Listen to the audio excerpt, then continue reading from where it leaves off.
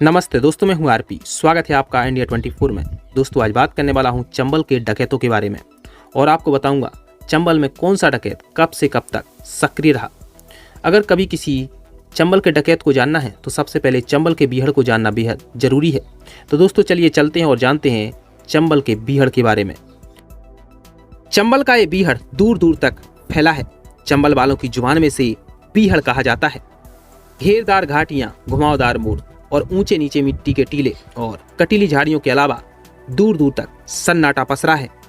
कहते हैं चंबल के बीहड़ में शेर नहीं पाए जाते, लेकिन बागी ही शेर हुआ करते थे। डकैतों की दहाड़ से पूरा चंबल कांप उठता था। ये बीहड़ अपना अतीत बयां कर रहा है कि एक जमाने में ये बीहड़ डाकुओं का घर हुआ करता था, जहां से वो चोरी, डकैती और अपहरण का कारोबार किया करते थे। कुछ डाकुओं को अपने जाति समूहों के लोगों का समर्थन भी प्राप्त होता था। कहते हैं मौत से टकराना इसकी शर्त पुरानी है, सोच समझ कर पीना ये चंबल का पानी है। चंबल के पानी की तासीर ही कुछ ऐसी है। चंबल के इलाके में बसे सैकड़ों गांवों में माएँ बच्चों को जन्म देती हैं, लेकिन वो बड़े होकर डकैत बनते हैं या फिर बनाए जाते हैं। जो शख्स कानून का रास्ता भटका वो इसी बीहड़ में आ निकला। फूलन देवी, पान सिंह तोमर इसी बीहड़ में भटकते रहे। डकैत अपने आप को बागी कहलवाना पसंद करते थे। कहते हैं कोई जन्म से अपराधी नहीं होता, बल्कि हमारा समाज ही अपराधी बनाता है। कोई जन्म से डकैत नहीं बनता, बल्कि हमारा समाज ही डकैत बनने के लिए मजबूर करता है। कुछ खास जाति समूह के लोगों से प्रताड़ित होकर तो कुछ पुलिसिया उत्पीड़न से तंग होकर इसी बीहड़ में आ गए। जब कभी पुलिस और डाकुओं में मुठभेड़ होती थी तो डाकू ही पुलिस पर भारी पड़ते थे। दोस्तों, अब हम आपको बताते हैं कौन सा डकैत कब से कब तक इस बीहड़ में सक्रिय रहा। तो चलिए चलते हैं, जानते हैं कौन सा डकैत कब से कब तक इस बीहड़ में सक्रिय रहा। तो दोस्तों सबसे पहले बात करते हैं मान सिंह। डकैत मान सिंह भारत की आज़ादी से पहले और आज़ादी के बाद तक इस बीहड़ में सक्रिय था। साल 1935 से 1955 के बीच मान सिंह ने करीब 1000 डकैतियों की वारदातों को अंजाम दिया था और उसने करीब 180 हत्याएं की थी, जिनमें 32 पुलिस अधिकारी शामिल थे। राठौड़ राजपूत के घराने से संबंध रखने वाले मान सिंह ने अपने पुत्रों, भाई और भतीजों की बदौलत चंबल के इलाके पर एक छत्र राज किया। मान सिंह को स्थानीय लोग दयावान मानते थे, जो गरीबों की सेवा में हमेशा ही तत्पर रहता था। माना जाता है कि मान सिंह गरीबों के लिए हमेशा तत्पर रहता था। मान सिंह की छवि रॉबिन हुड सरीखी थी, जो अमीरों का पैसा लूटकर गरीबों में बांट दिया करता था। माना जाता है कि अंग्रेजों के समय पर मान सिंह ट्रेनों को लूटकर गरीबों में बांट दिया करता था। साल 1955 में सेना के जवानों ने मान सिंह और उसके पुत्र सूबेदार सिंह की गोली मारकर हत्या कर दी। खेरा राठौड़ इलाके में मान सिंह का एक मंदिर भी है, जहां उसकी पूजा की जाती है। अब बात करते हैं पान सिंह तोमर के बारे में। पान सिंह तोमर पर कुछ वर्ष पहले एक फिल्म भी बन चुकी है।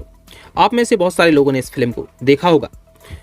पान सिंह तोमर के डकैत बनने के पीछे जमीन विवाद की एक कहानी है। डकैत बनने से पहले पान सिंह तोमर रुड़की स्थित बंगाल इंजीनियर्स में सूबेदार के पद पर तैनात थे।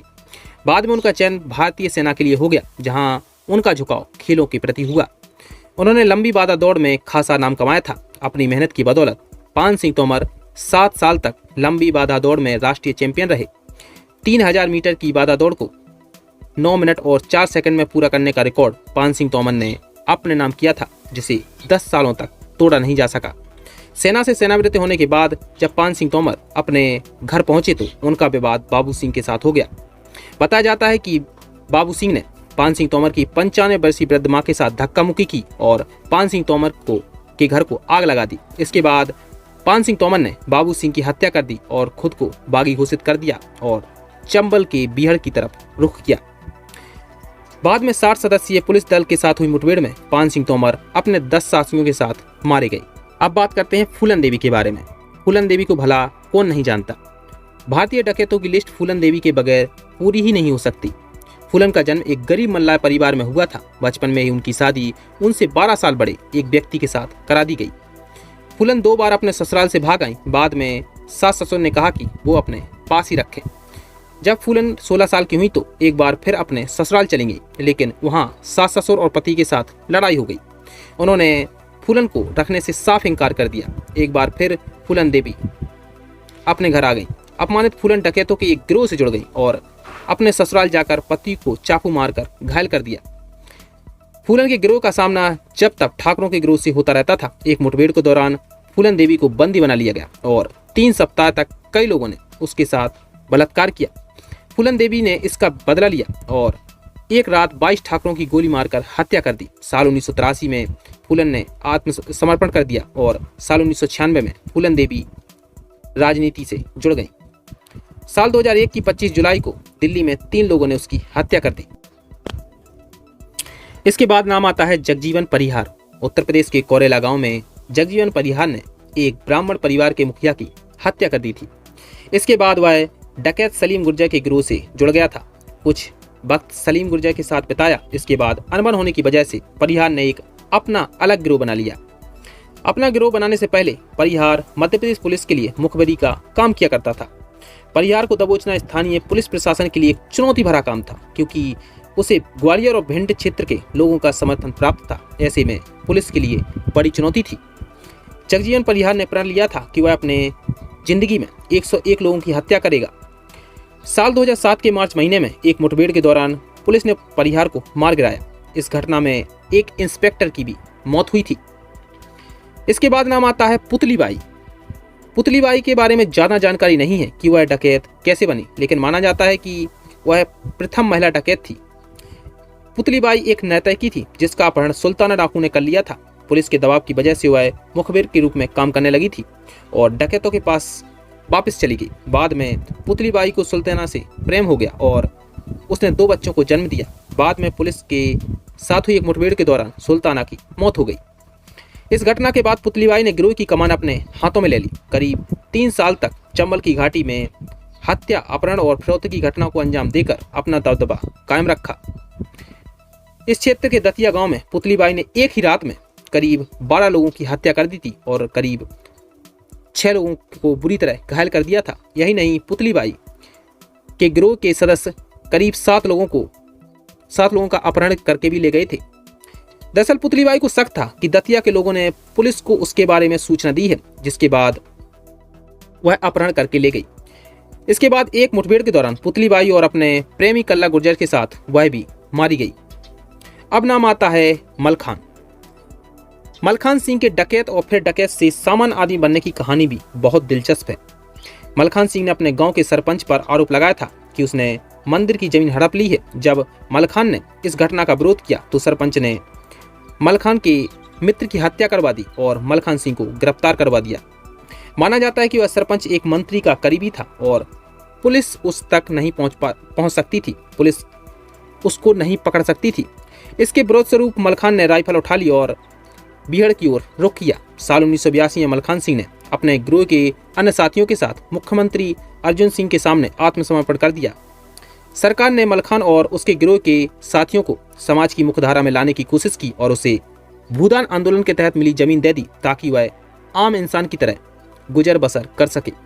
बाद में मलखान सिंह ने पंचायत चुनाव लड़ा और इसमें जीत भी हासिल की। साल 2014 के चुनाव में मलखान सिंह ने भारतीय जनता पार्टी और नरेंद्र मोदी के पक्ष में यह कहते हुए चुनाव प्रचार किया था कि वह कांग्रेस के राज में डकैत बनने के लिए बाध्य हुआ था। अब मलखान सिंह अपनी आम इंसान की तरह जिंदगी बिता रहे हैं। इसके बाद नाम आता है रामबाबू और दयाराम गडरिया। रामबाबू और दयाराम गडरिया भाई थे जो बाद में कुख्यात डकैत बन गए। मध्य प्रदेश पुलिस ने उनके गिरोह को T1 यानी टारगेट 1 का नाम दिया था। यह गिरोह इस सफाई से काम करता था कि पुलिस को यह तक पता नहीं चल पाता था कि आखिर इस गिरोह में कितने सदस्य हैं।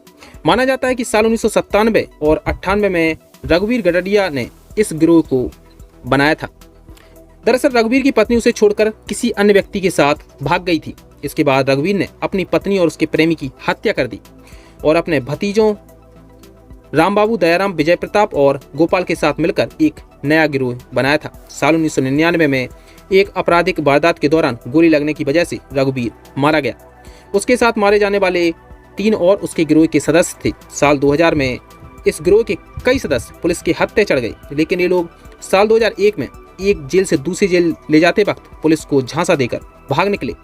साल 2006 के अगस्त महीने में एक मुठभेड़ के दौरान दयाराम की मौत हो गई। वहीं साल 2007 में रामबाबू एक मुठभेड़ के दौरान मारा गया।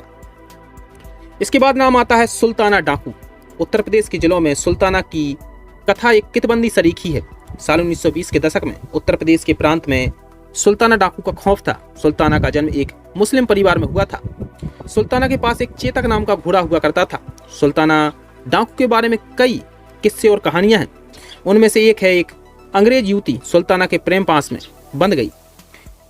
अन्य कथा के मुताबिक सुल्ताना ने एक प्रेम कुंवर नामक युवती का अपहरण किया था, जो बाद में पुतलीबाई बनी। उसके गिरोह का कामकाज आगे बढ़ाया। जब सुल्ताना मुठभेड़ में मारा गया, इसके बाद पुतलीबाई ने ही उसके गिरोह का कामकाज आगे बढ़ाया था। बताया जाता है कि सुल्ताना डाकू अंग्रेजों के खिलाफ था, जबकि उसे स्थानीय लोग प्यार करते थे। बताया जाता है कि सुल्ताना डाकू गरीबों की सहायता करता था। उसके बारे में एक चर्चित कथा है कि वह ब्रिटिश राज में ट्रेनों को लूटकर गरीबों में बांट दिया करता था। बाद में उसे पकड़ लिया गया और मौत की सजा सुनाई गई।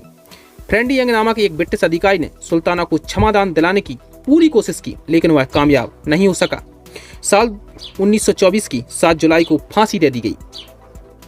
अब नाम आता है निर्भय सिंह गुज्जर।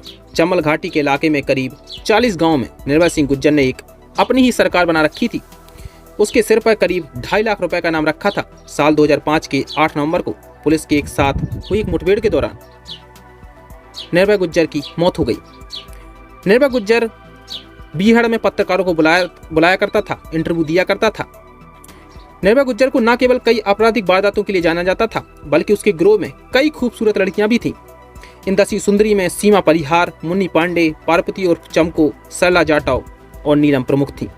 निर्भय ने इन लड़कियों का अपहरण किया था और बाद में ये उसके गिरोह की प्रमुख सदस्य बन गई। माना जाता है कि निर्भय सिंह गुज्जर शराब और शबाब का शौकीन था। निर्भय सिंह गुज्जर की मौत के बाद सरला जाटव ने इस गिरोह की कमान अपने हाथों में ले ली थी। निर्भय सिंह गुज्जर ने 4 शादियां की थीं। चौंकाने वाली बात यह है कि निर्भय ने मुरैना जिले के प्राचीन बट्टेश्वर मंदिर की खनन माफिया से रक्षा करने में महत्वपूर्ण भूमिका निभाई थी। अब नाम आता है ददुआ।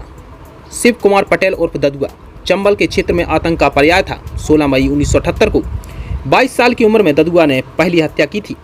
माना जाता है कि उसने अपनी पिता की हत्या का बदला लिया था। इस घटना के 1 घंटे बाद ही पुलिस ने उसे दबोच लिया था। यह ददुआ की पहली और आखिरी गिरफ्तारी थी। जेल से छूटने के बाद वह ददुआ राजा रंगोली के गिरोह से जुड़ गया। वहाँ उसने गया कुर्मी से आपराधिक गतिविधियां सीखी। राजा के गिरोह के सदस्य एक के बाद एक ढेर हो रहे थे। तभी ददुआ ने अपना एक अलग गिरोह बनाया और उसे कुर्मी समुदाय की सहानुभूति प्राप्त थी। साल 1986 में ददुआ ने एक व्यक्ति को पुलिस का मुखबिर बताकर हत्या कर दी। यही नहीं, उसने 9 अन्य लोगों को भी निर्ममता से मार डाला। प्रशासन द्वारा बढ़ती दंबिश को देख ददुआ ने अपने परिवार के सदस्यों को राजनीति में लाना शुरू कर दिया। 22 जुलाई 2007 को ददुआ अपने गिरोह के अन्य सदस्यों के साथ पुलिस मुठभेड़ में मारा गया। तो दोस्तों, ये थे चंबल के खूंखार डकैत जिनसे पूरा चंबल कांपता था। दोस्तों, इस वीडियो के बारे में आप क्या सोचते हैं कमेंट करके जरूर बताएं। दोस्तों, इस वीडियो में इतना ही। देश दुनिया तमाम खबरों के लिए इंडिया 24 को सब्सक्राइब करें। शुक्रिया।